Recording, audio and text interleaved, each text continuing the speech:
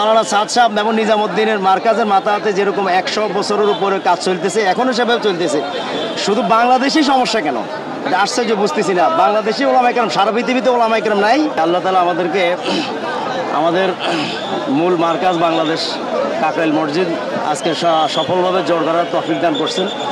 তো আপনারা জানেন এখানে আসার উদ্দেশ্য হলো যে গত কয়েকদিন যাবৎ যারা দাওয়াত তবলিগের বিরোধী, দাওয়াত তবলিগ যে কোরআন সুন্নাহ অনুযায়ী সমস্ত নবী সাহাবাদের তর্জে নিজামুদ্দিন মার্কাজের মাথাতে চলতেছে, এটা যারা পছন্দ করতেছে না। তো আরও যেটা বলতেছি, হযরত মাওলানা সাদ সাহেব দামাত বারাকাতুহুম সারা দুনিয়াতে তিনি যাইতেছেন, জোর ইজতেমা করতেছেন, কোনো সমস্যা নাই।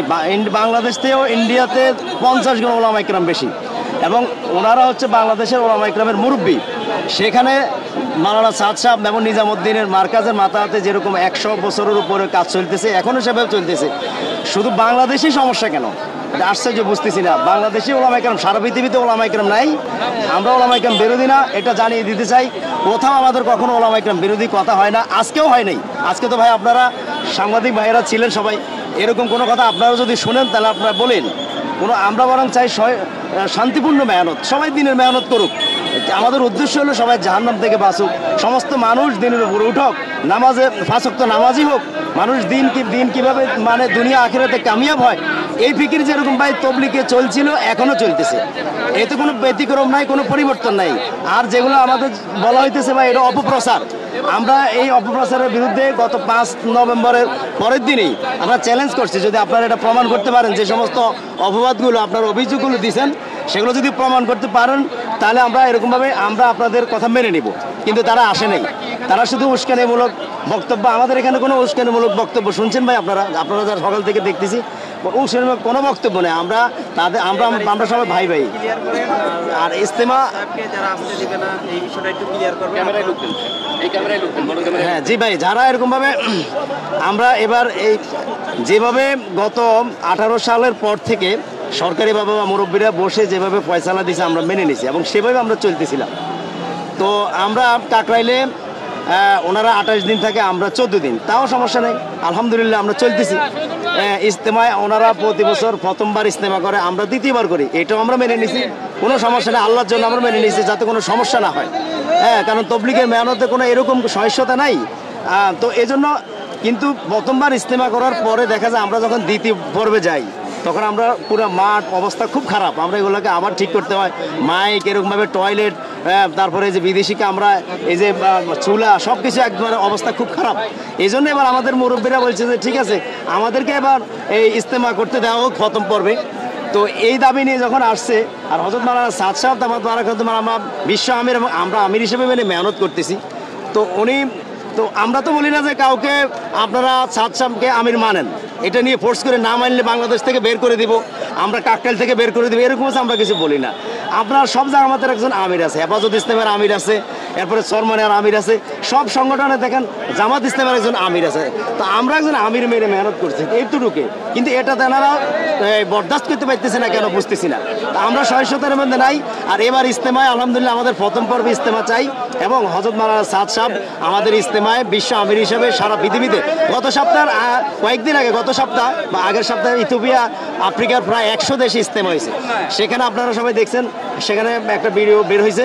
সেখানে এরকমভাবে হযরত মাওলানা সাদ সাহেব আগে দোয়া মোনাজাত পরিচালনা করছেন, বয়ান করছেন। বাংলাদেশ থেকেও জামাত গেছে, কাকরাইল থেকে জামাত গেছে, এবং প্রথম ওই ইজতেমায়, ইথিওপিয়ার ইজতেমায়, আফ্রিকার প্রথম বাংলাদেশের বয়ান হয়েছে। আমাদের ভাই এই ওয়াসিম ইসলাম ভাই উনি বয়ান করছেন।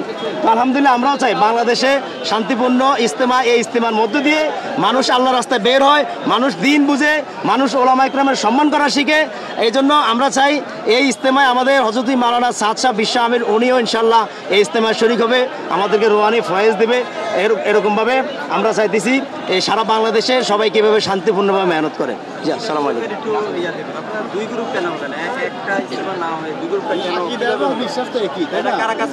আমাদের পূর্বেও ইজতেমা বিভিন্নভাবে বিভিন্ন পর্বে হইতেছিল, সেটা হয়েছে ইজতেমার মধ্যে মানুষ জায়গা দিতে পারে না, বিশাল মানুষের সমাগম, এই জন্য বিভিন্ন পর্বে জেলা ভাগ করা ছিল, বিভিন্ন পর্বে ইজতেমা হইতো।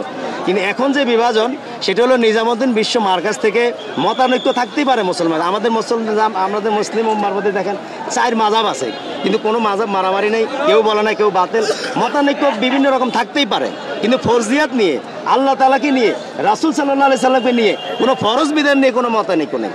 হ্যাঁ, তো মতানৈক্য থাকতেই পারে। তো নিজামুদ্দিন মার্কাজ থেকে এই মতানৈক্যের কারণে হযরত মাওলানা সাদ সাহেব ওনারা এক মুরব্বীদের এক জামাতে ওনারা চলে গেছে, ওনারা গুজরাটে, সেখানে আমল করতেছে, মার্কাজ দিছে, অসুবিধা নেই, আমল করতেছে, করুক।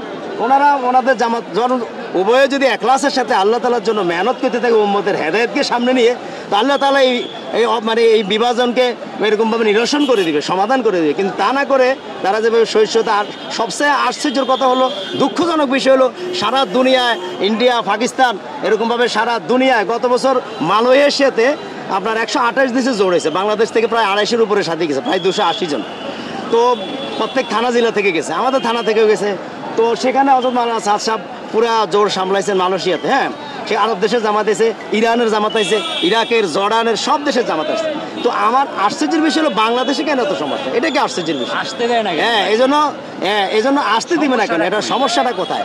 এটা হলো হুজুরকে বাঙালি ভাই, সমস্যা হলো একটাই, যে আমরা যেটা বুঝছি সেটাই। হ্যাঁ, মনে করি আমরা এই ওলামা ইকরাম তো ঠিক আছে, উম্মতের রাহবার, আমরা কি এটা অস্বীকার করি নাকি? কখনো অস্বীকার করি না। তো আর খারাপ না, উনি যদি খারাপ মানুষ হতো তাহলে একটা কথা আছে, ওনার নামে যে কথাগুলো বলা হইতেছে সেগুলো আমরা প্রমাণ করার জন্য আমরা ওনাদেরকে ডাকছি, কিন্তু ওনারা আসেন না। আপনারা তো দেখছেন ভাই, এই যে এবার 5 নভেম্বরের পরে আমাদের যে সাথে ওলামা ইকরাম যারা, ওনারা এরকমভাবে সংবাদ সম্মেলন করে ওপেন চ্যালেঞ্জ দিছে, বাইতুল মোকাররম বসবে, আপনারা তো জানেন তো ভাই। তো ওনারা আসতেছে না, সমাধানও চাইতেছে না, কিন্তু উস্কানিমূলক এই যে সমাবেশ করে সেখানে উস্কানিমূলক বক্তব্য দিয়ে উম্মতকে আলাদা করবে কেন? উম্মতকে ভালো, আপনারা যদি মনে করেন হক ঠিক আছে, দাওয়াত দিতে থাকেন। আল্লাহ তাআলা বলছে যে হক সবসময় জিন্দা হবে, আর বাতিল কি হবে? হ্যাঁ, ইন্নাল বাতিলা কানা জাহুকা, বাতিল ধ্বংস হবে, অসুবিধা নেই। আল্লাহ তাআলার দায়িত্ব আল্লাহ তাআলা করবে, এই জন্য দায়িত্ব প্রাপ্তরা আছে, ওনারা কথা বলবে। এজন্য ইনশাআল্লাহ ভাই আমরা শান্তিপূর্ণভাবে বাংলাদেশে মেহনত চাই, ঠিক আছে ভাই। আর ইজতেমা আমরা আমাদের এই শান্তিপূর্ণভাবে ইজতেমা চাই, ইজতেমার মধ্যে আমাদের হযরতি আসবে, কোনো সমস্যা নাই। এরকমভাবে যাতে কোনো আমাদের কোনো এরকমভাবে অন্য যে সাথী ভাইরা তারা যাতে এটাতে বিভাজন না সৃষ্টি করে, বাধা না দেয়, এটা আমাদের কামনা।